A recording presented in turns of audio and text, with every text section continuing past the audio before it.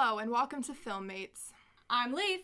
And I'm JJ. Here at Filmmates, we make use of both our film degrees and our real-life industry experience to analyze popular movies and shows on a more technical level. This week, we're taking a look at Game of Thrones Season 1.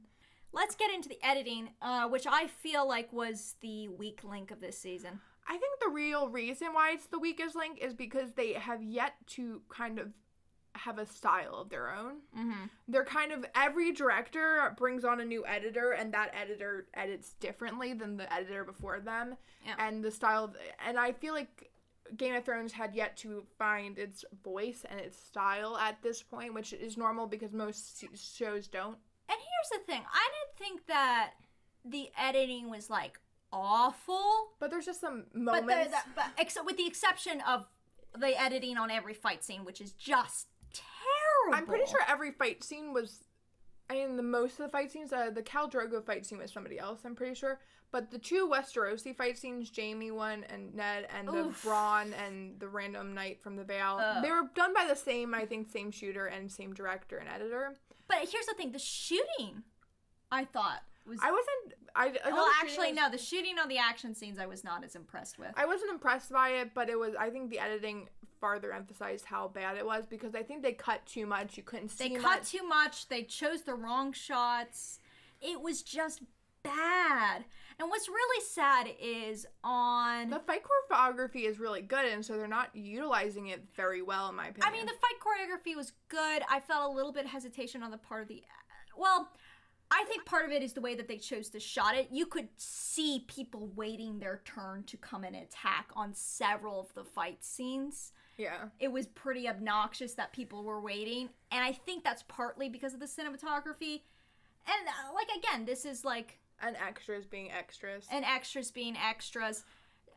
So it was not really as much on the choreography as... and also, some of the actors you could tell were clearly a little bit more inexperienced. Obviously, the one-on-one fight scenes are always better, in my opinion. Yeah. So the Bronn and the Knight of the Vale, I feel like is the best emphasis on, what a real fight scene. I actually really liked the short little fight scene between the Hound and the Mountain. Oh, yeah?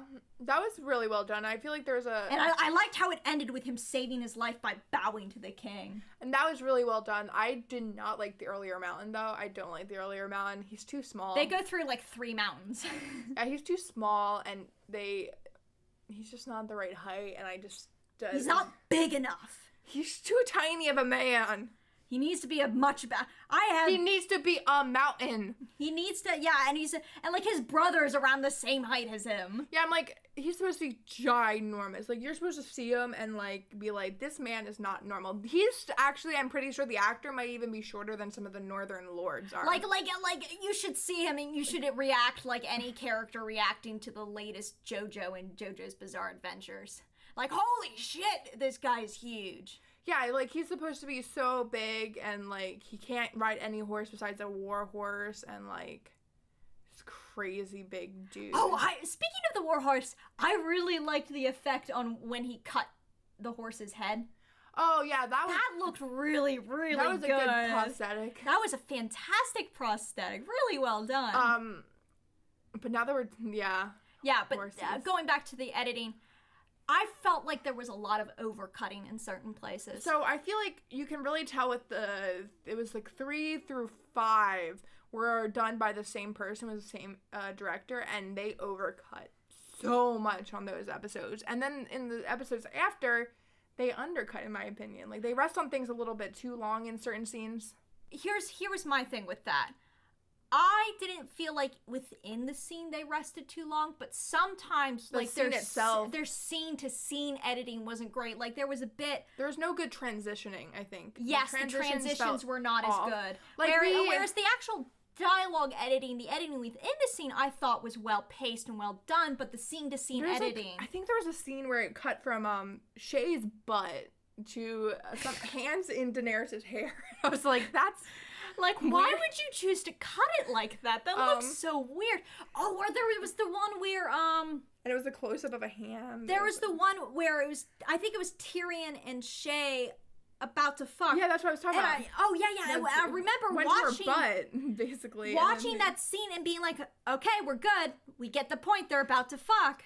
Yeah. We get the point, they're fucking. We get the point, they're fucking. Oh my gosh, why are we still looking at this? Why are we still in this scene? We get the point.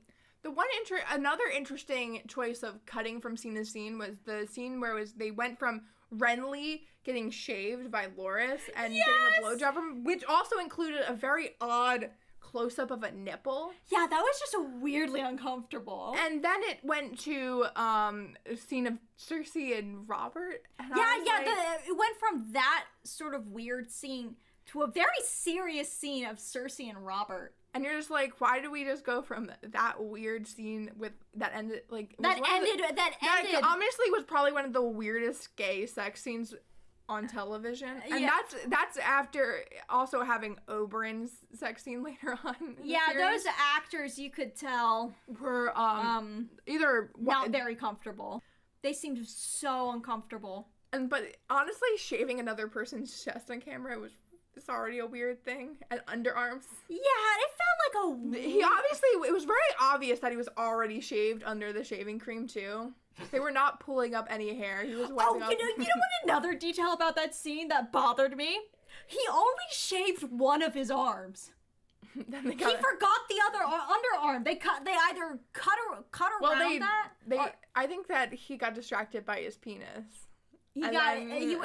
Or rather, he was trying to distract Renly by distracting Renly's penis. He'll get to the other arm eventually. He'll get to the other armpit eventually. It's just so funny. I love the fact that they also stay on his face as he's getting the blowjob, and it's just the weirdest sound ever. It's just the weirdest thing. Oh yeah, the sound on that. That's not what it was. Just I have no idea, but I just feel like that was uncomfortable. It was like weirdly loud. They really wanted to let you know what's happening. And that's one of the things. That was one of the sound effects that wasn't that great. Because, number one, it was, like, weirdly loud. Like, it sounded like it was right in your ear. Which doesn't make sense with the shot. Because it's a shot of Renly's face, not of his fucking dick getting sucked. He just happens to have his dick getting sucked. So, really, that sound effect should have been a bit more roomy. Yeah. They should have put, like, a little bit of a reverb onto it and made it a little bit quieter in the mix. Yeah, but it was so loud. It was so loud. And I was just like, wow, that's a little weird. And then it cuts right to this very serious scene between Cersei and Robert that was wonderfully acted and beautifully written. Yeah, I love how they're just like, yeah, we don't like each other, but we're married and we have to be married. Oh, we'll talk about that scene. Yeah. So the editing, and that's the thing, that you could tell that a lot of cinematography was really good, a lot of the shot choices were really good, but the editing just couldn't hold up but to there's this like very big thing where I just feel like it lacked a lot more due to the fact that they're finding their style, and I think that more in later seasons is a cohesive editing style between directors. Yeah. Like season 3, the editing is the same the whole way through. Yes, and it was good editing. And yeah, so I think and we'll get to that when we get to that. It's the same. Let's talk about the casting now, which I think was well done. I think everything is pretty well done. There's a couple people who are just like, that's an interesting choice. Yeah, this may be controversial, but I am not a fan of Emilia Clarke as Daenerys.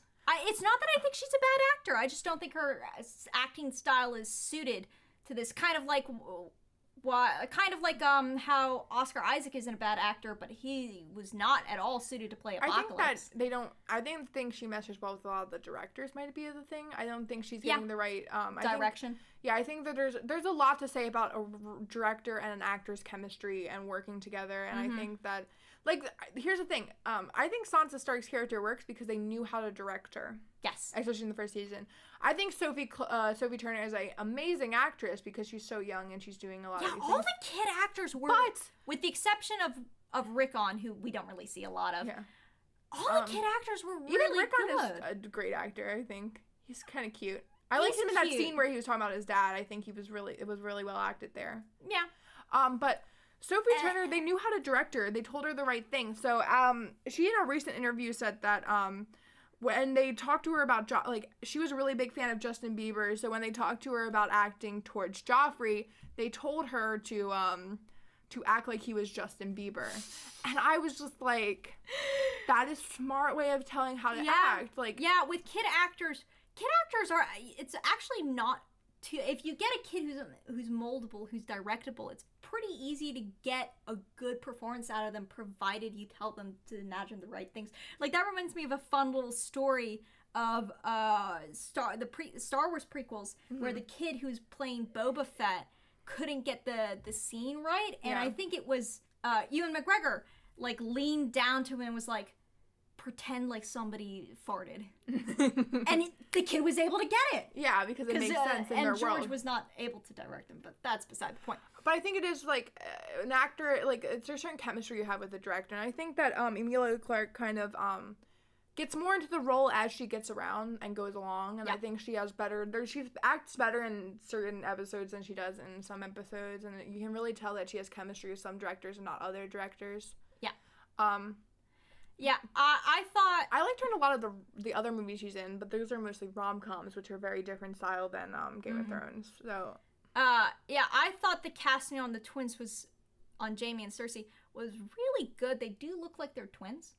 They do, and I, even though they're separate, different ages, like, he's a little older than she is, and I think that's... But they look like they're the same age. Yeah, the one thing about Peter Dinklage does look older because he is older than they are. Oh, he looks way older. But I still don't mind it. I think that... Because he's such a good actor. I think they all, like, look like a family. They all look like they could be related, and then Tywin also looks like he could definitely, especially when you see him and Jaime together, especially in the early seasons, you're like, family casting was fantastically done. Like the guy who plays Tywin, I can see it. I can believe it. Even the guy who plays Jorah and the guy who plays Jorah's father, you never see them in a single scene together because they're in two completely different places. They have very similar face shapes and, like...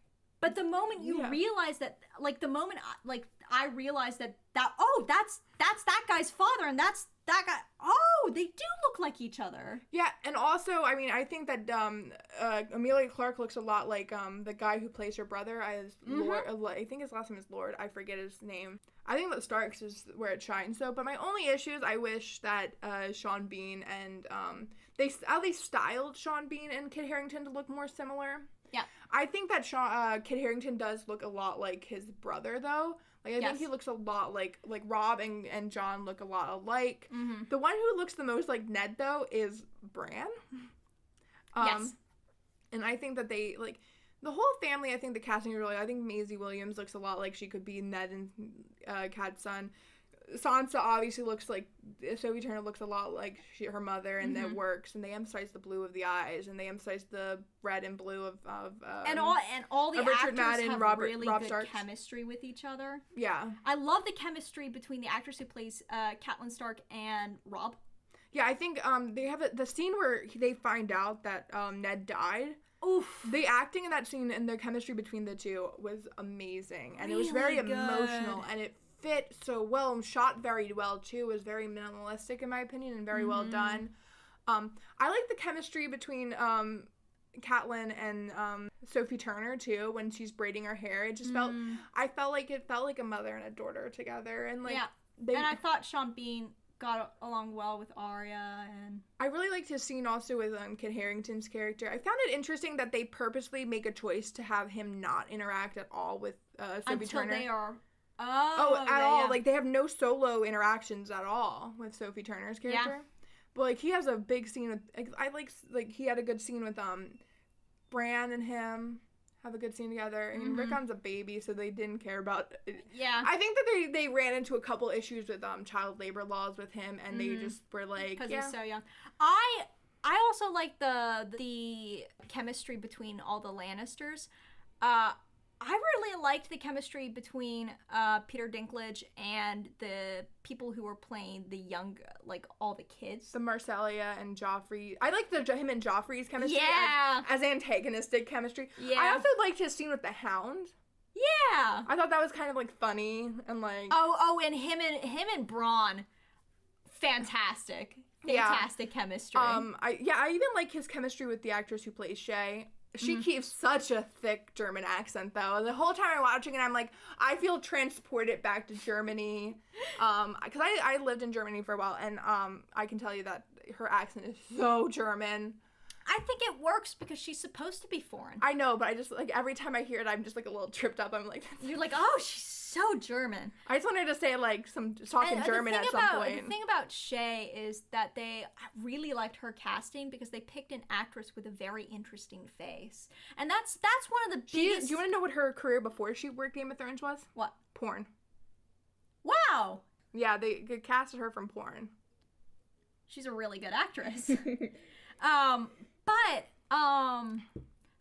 That's one of the big things with casting is not just like finding an actor who can act very well. It's like also finding somebody who has a presence, who has a face that you could just as one of my directing teachers once said to me, you could watch them eat cereal. Yeah, do you know whose chemistry I really like? Asha and Brands. Yes. They have like a really cool dynamic where she's teaching him a lot about things. The actress who plays Asha does a lot of these really, really fantastic bodily stuff. Like, she does a lot of bodily stuff that's fantastic, where she kind of tilts her head and is hunched over in a very specific way. A lot of good casting from Harry Potter movies. Like, so many of the actors they get from Harry Potter movies are great. Like, even Callan was in a Harry Potter movie. And Walter Frey, she was Hermione's mom in the second to last movie. And Walter Frey was Filch. Yeah. So they do, like, I think the casting of Walter Frey and his children just fit. Like, that's exactly what I imagine Walter Frey would be like in the books. And the thing, the Northern Lords just feel just like gruff Northern Lords, I would imagine. Yep. Like, but here's the thing, that I feel like some of the greatest casting choices were all the way at the Wall. I think the casting choices at the Wall were really good. I really liked the chemistry between Sam and Pip and Gren and John. I thought that was really cool, and I thought Alistair Thorne was exactly what I wanted Alistair Thorne to be. You just, like, hate him. Like, you want to hit him. And he plays it so well. And all the bad guys feel bad. Like, the other guy who's just mean to Sam, and they had to threaten him with the direwolf. Yeah. And he was the same. Yeah, like, he's not a good person, but I honestly, like, I think the actor was right, a good... Yeah, he's got a good feel to him. And they picked the guy that plays Sam. He's just got... I like his voice. Yeah. It feels very Sam. And he's just... Like he's got a pleasant face. Sweet. He's a cinnamon roll. And then the sister act of Catelyn and Liza was great too. They fit. They look like the sisters. They look very much like sisters, but like one of them got crazy. Here's the interesting thing. Remember the fake tit? That was also a great prosthetic. The fake tit. We forgot to talk about. Okay, so the first scene where we see Liza Tully, we go into the veil and the camera sort of tilts up to see her, and she's up on the weirwood throne that she has. And the imagery is fantastic because the first thing you see of her is her up on the throne in the Vale Castle, and her son, who is like 10, is sucking on her tit. And it's a fake tit, and it's a really good fake tit. I also really like fake tit. I really like how they maneuver the kid so they have him like kind of blocking the boob in the shot, so you're like, it's open and exposed, but you have his head right there, so you don't see it too much. It's not as distracting. Yeah. But it was like such a... I don't know if that was in the book. It fits. I think she does, and I think it fits her character exactly. But it's a great way of introducing her. And I also think that her son is very well casted for her. Like, I think he fits who that is. And you have to be a certain kind of, like, child actor to be comfortable with sucking on a prosthetic tit. Yeah. Like, all the kids at my school are going to see this. I hope not. It's Game of Thrones. I mean, he's 10. They're going to watch it somewhere online. What? It's easier to find the porn. What? I was not watching shit like that when I was, I was also... no, JD, you were just... I mean, Sophie Turner was talking about how when she got her period scene, the kids at her school saw him. Oh. So, yeah. Well, she was in high school at the time. I mean, she was 13, 14. Yeah, so she was in She high was school. 13 at the time. Well, actually, because I was in middle school. Yeah, but I'm just saying that she's still younger. The kids in our class are watching it. I'm saying, like, younger people can get access to it. They would find clips of it online. Somebody will post it on the internet. That's how schools work. Yeah, and also they have somebody's older sibling would find it somewhere and then show them, like, oh, is this a kid in your class? Like, yeah, it will have him. But here's a great an acting pick was Khal Drogo.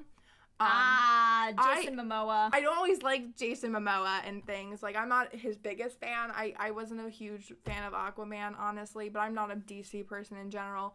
But I did really like him as Khal Drogo. I do think that the casting choice made you like him more than you probably should have. But I think that he, picked up the language, and the language stuff was really well done with him. Yeah, whoever their dialogue coach and accent coach is, whew. And I also really like when he died in the scene where he's like... Oh, I was straight up impressed with Jason Momoa. Like, the things are, like, despite everything that's happening... Eyes straight forward, not a single twitch from them. Doesn't close his eyes, nothing. I've been on a lot of sets where people are dead, and it's really, really hard for people to keep their eyes open. That's why a lot of times in TV shows and movies, you purposely have somebody go over and close their eyes because it's really hard to keep your eyes shut. Or they just have their eyes closed. And like even when your eyes are, like also your eyes just naturally twitch. He must have had laser focus. Yeah. I'm impressed. Yeah, I was impressed with him. Wow, that was great. And I think he had pretty good chemistry with Emilia Clarke. Yeah, I think that they had good chemistry. I think that Emilia Clarke had even good chemistry with Jorah too, and I think she had good chemistry with some of the Yeah. I think, you know who I like the best together? Jorah and that one Dothraki dude who I always forget his name, but I really, really like him for some reason. Who got killed early on in season 2. Yeah, I really liked their, like, little interactions together. Yeah. I thought they were, like, nice. I did feel like there was a weird disconnect between Daenerys and the other, the handmaidens. Yeah, slightly. I don't know if it was, like, intentional or if they were, like, because they purposely wanted to do it, or if they did it because... the actor just didn't have chemistry with her, but I just thought that was the only thing within Daenerys' storyline where they didn't have really good chemistry with them. I like the scenes between Viserys and the guy who was there, the Magister. I thought that was fun. But the best interactions, I think, in the whole season 1 were Peter, Baelish, and Varys. Oh, I love those thing I did like about one of those scenes was the fact that we went from 3 different Varys scenes. Like, bam, bam, bam, and it was very weird. Yeah. But I really thought that they had really good chemistry with each other. They played off each other very well. The pacing and like the rhythm of the dialogue, and they just kind of like, you could tell that these people were both excellent wordsmiths who are very clever, and you don't know if you can trust them or not. And Pycelle. Pycelle. He looks like a shitty old man. Well, he I just thought like he's exactly what I thought he would be. Mm-hmm. He's like an old dude. Yep. Jackass. I also liked the Baratheons looked like they were very well suited for each other. Like, Renly and Robert look like they could be family. Yeah, we don't see Stannis until season 2. But he's old. He looks too old. Yeah, Renly does look like he's Robert's younger brother. Yeah, and I feel like that was a great casting choice too. I do like Renly's act, but I don't think he has good chemistry with the guy who plays Loras. Oh no, it gets a little bit better in season 2, but honestly, yeah, you can tell that I think that's somewhat due to how they shot it was a lot better. But there's just some issues. I just think that one of them isn't gay, so it just didn't play. Yeah. If you're not gay, it won't play. And also the writing of that scene was just a little strange. It was like a weird scene. Yeah, and then who else is there casting-wise? The animals. The animals were very all the animals were very good. They had good puppies. They had good bigger doggies. They had good big doggies. The only ones that were lacking were, in my opinion, the ravens. The ravens did this weird thing that it bothered me every time I saw them, where they'd like sit there with their beaks just open. Waiting for a treat. Like, it looked like they were waiting to get some food in their beaks, and it was weird. The pigeons were good, though. The pigeons were good. But the best, besides the obvious of the good doggies, was the good horsies. The good horsies. They have some really good horsies, and some of these horsies just ride by themselves to places. Yeah. I just think the horses did really well, and they did very well for, like, the scenes that they had a fight with horses, and... Yeah, I thought it was very well done. Yeah, and I liked the colors that they picked for certain horses, and I think there's certain symbolicness to certain horses. Like, she's on a white horse right now, and I think it's very important that she's on a white horse. And the horses' sizes are also very important. Like, they purposely make Daenerys even smaller than Khal Drogo by putting her on a smaller horse. And even in certain scenes, they actually put her on a different horse that's even smaller. Yeah, I noticed that. So that she's seated, like, even farther below him. And I don't think it's to make her... I think it's more to make her look tiny as opposed to make her look weak.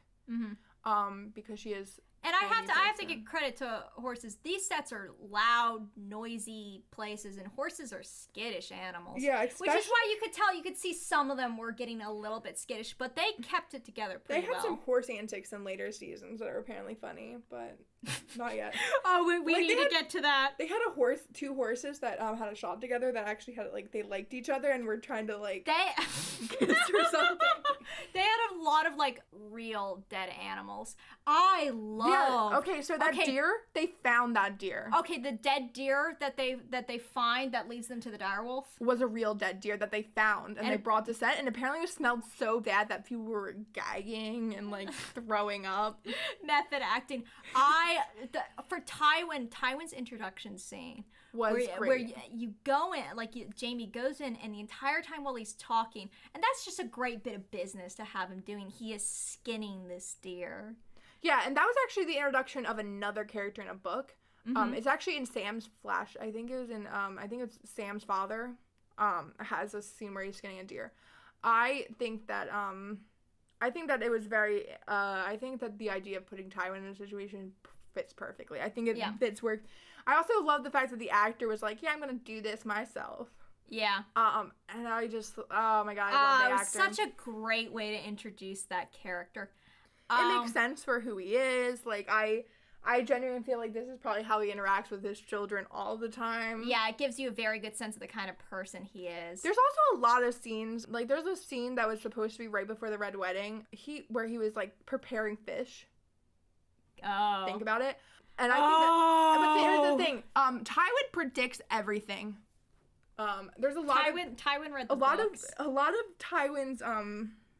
Tywin's dialogue and stuff he does actually does it's foreshadowing things later. The only thing that kind of like rankled with me was the casting on the Dothraki, some of the Dothraki extras. There were some that were white. Extra casting is the thing I think that Game of Thrones in general fails at the most. I think getting extras is like the worst part. Like, even the extra Lannister soldiers are sometimes just stupid. The extras who play just random people.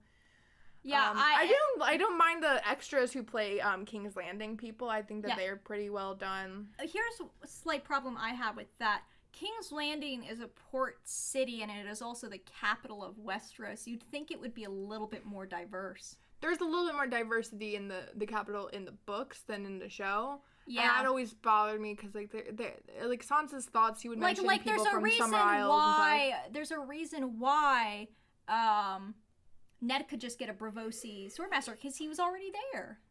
He was willing to come because it's a port city. It's a port city, so you'd think you'd have people from the Summer Isles. You'd think you'd have Braavosi. You'd think you'd have some people from Essos. So it was just a little strange. Yeah, like even in the books, like there's like a Dothraki who was traveling with Fargo Holt. Like there's just like random people everywhere. Yeah. Like people were immigrating to different places because that's how people work. Yeah. The casting great choices, and I don't have with the exception of some the extras. The extras, but I feel like extras are like but the main cast is well casted. Yeah. Oh, ages. There is an issue. To be clear, we are analyzing Game of Thrones as the show. We are analyzing it as a standalone thing, not in comparison to the books does it stand on its own, but there are some issues when it came to adapting and aging up the characters, but they didn't change the dialogue to match. Like, according to the dialogue, Rob is supposed to be 17. But no, in the books he's 15, so they aged him up to 17 already. But his actor is definitely. But his actor looks nowhere near 17. And so is John. John's supposed to be 17, and his actor looks way too old. Doesn't look anywhere near 17. I would even say that while she looks the closest to it, Emilia Clarke does not look like she's supposed to be 17 either. Yeah, and it doesn't work when you already it doesn't work to mix actual teen actors. Playing teenagers with yeah, because you could see the shocking age difference between like Robert and you can and cast... Sansa. Like, even no matter how tall Sophie Clarke is, she has a younger face, and like Arya looks very young when you see her scene with and Sophie Clarke. Sophie Turner. Oh my god. Who the fuck is Sophie Clarke? Emilia Clarke and Sophie Turner's names put together because I'm saying their names so much. So you just opened up some terrible fan fiction. Oh, it exists. Oh, I guarantee you it does. People are weirdos. But there's shipping real people. The age difference between like Maisie Williams and Kit Harington is jarring. Yeah. And it's like here's the thing, you can cast older actors to play teenagers, but you have to keep it consistent and scale up all of the characters. Yeah, because in this world, if Rob is supposed to be what 17 looks like, then that doesn't make sense that Sansa, who's supposed to only be like 4 years younger than him, looks so young. Yeah, and there is also like puberty doesn't work that way. Another issue that you were pointing out is Dany. Her behavior does not make sense for somebody who is as old as she is. Yeah, it makes sense when you're like younger and very emotionally. Because she's supposed to be like how old in the books? 13 at the beginning. Yeah, a 13-year-old. She is very illogical in a lot of ways, and she thinks with a very simple mind and goes back and forth on things and can't make up her mind and very easily. Don't say too much. People are gonna hate you. Well, this is the reality of the situation. This is what she does. Yeah, she thinks a lot like a 13-year-old would. Yes. And she's still learning like a 13-year-old would. But she's just like Viserys, I think a lot of his decisions and decision making doesn't make sense for somebody who's supposed to be like in their mid-20s. Yeah. And it doesn't make sense because like he's making decisions like a 18-year-old would. Yeah, he's acting like a petulant teenager when he's played by a man who looks like he's in his 20s. This is a man who looks like he could have a child. Yeah. Yeah. But like a lot of the aging up and also like the interactions with people, like you look at Richard Madden, you're just like, why is everybody questioning him and calling him a green boy? Well, he is a green boy, but he looks Richard like Madden, Rob? Yeah, he looks like a man. Yes, he looks like a man. He doesn't look like a boy. And Kit Harington has a full facial hair. He does not look like a boy. Here's the thing, I have to disagree with you on something. I can excuse but no, I'm saying other that 17-year-olds in this time period should have seen war by now. Yes. So but I can still see characters who are much older calling these two boys. But my thing is that like they're like in their mid to like later 20s, I'm gonna say, like they're 25 to 26 or 7 at this point. And there's sometimes characters who are their same age, like their age of their actors, who are calling them children. And I'm like, that is a bit weird. This is weird. And I'm always like, same with the issue of Tyrion looking much older. Like, he's like 10 years older than his co-stars. Yeah, and I just go with it. I'm like, okay, maybe this is just what this world is like. Maybe he's just prematurely aged because of the stress of his childhood. I don't know. Yeah, Tyrion I think can get away with a little bit more because he's supposed to. He also drinks a shit ton.